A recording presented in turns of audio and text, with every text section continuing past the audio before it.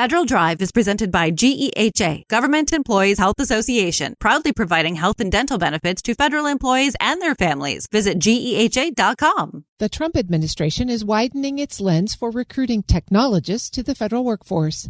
The Office of Personnel Management has just expanded the Tech Force hiring program to include opportunities for cybersecurity specialists. Here with the latest is Federal News Network's Drew Friedman. Drew, thanks for joining me. Nice to be with you, Terry. We've talked a little about Tech Force before, but give us some background. Refresh us. What is the end goal of the program? This all started back in December when the Office of Personnel Management, or OPM, said that they'd be launching this new recruitment initiative where they're essentially looking for technologists in a variety of sectors. So that's data engineers, software engineers, and now they are adding in cybersecurity specialists to the mix. But the end goal here is to hire about 1,000 employees who are going to be assessed by OPM and then potentially hired across different agencies to work on tech projects. These would be temporary roles, so they would serve for 2 years through Tech Force and then maybe get hired somewhere else, or OPM has said that they could potentially move to the private sector or elsewhere after they finish this 2-year program. We don't have a lot of details yet necessarily on the progress so far on hitting that 1,000 employee goal.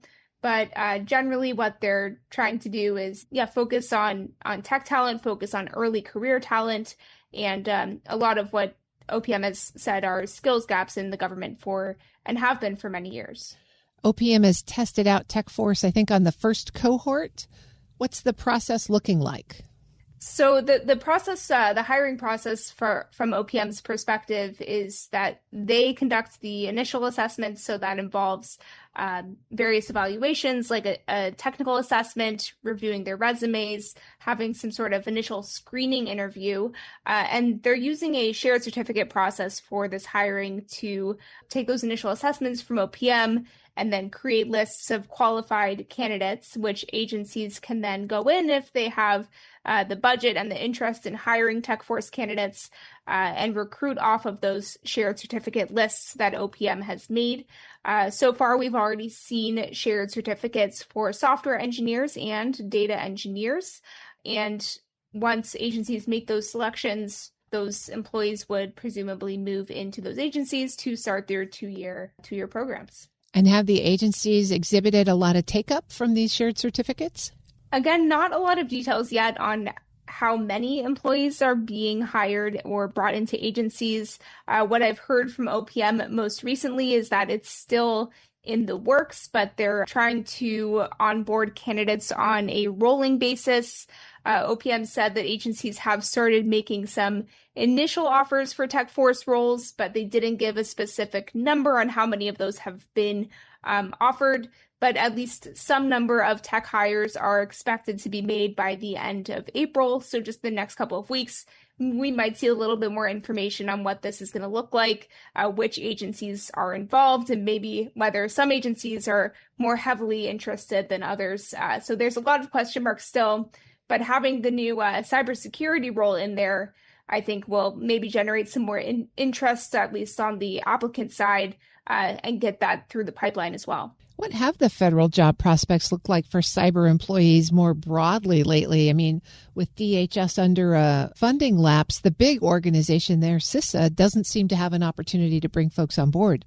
That's absolutely right. I would say that the job opportunities in the federal sector are pretty limited, especially for early career employees who are looking to get jobs in the cybersecurity field. I know that you talked with Justin just yesterday, our colleague, about the CyberCore's Scholarship for Service program and the fact that CISA has just announced that now for the second year in a row, they're not going to be offering internships to those CyberCore scholars.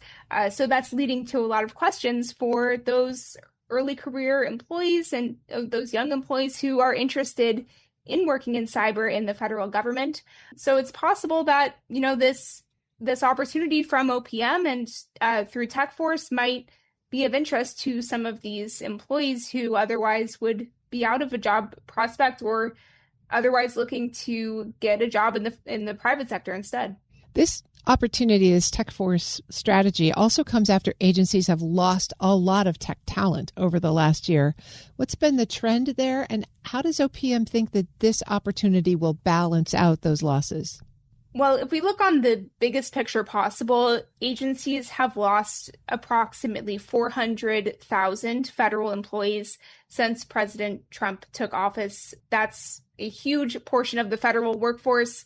If you pair it with some of the hiring efforts that we've seen, which have been relatively limited at agencies, that is actually a net loss of about 272,000 employees, again, in the last year and a half or so. But if you look specifically in the tech sector, there have been some significant losses there. The 2210 job series for IT management, which is a very big job series across government, they have lost 18,500 employees and some change, plus or minus, since the Trump administration started. That actually makes it one of the top 10 federal positions in terms of numbers of staffing losses since President Trump took office. So there's a huge gap there.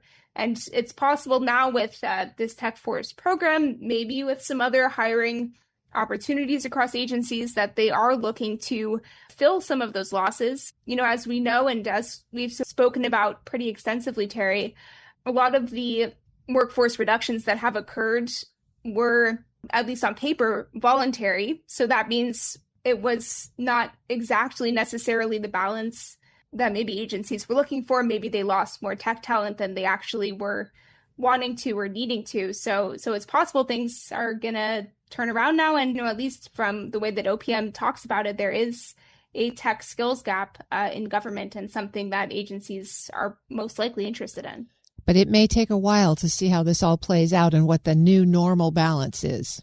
Absolutely. I think we're going to see, at least in the short term, maybe some hiring through Tech Force, but that's only 1,000 employees. And if you look on the bigger scale, there might be a lot more talent needed in different areas, too.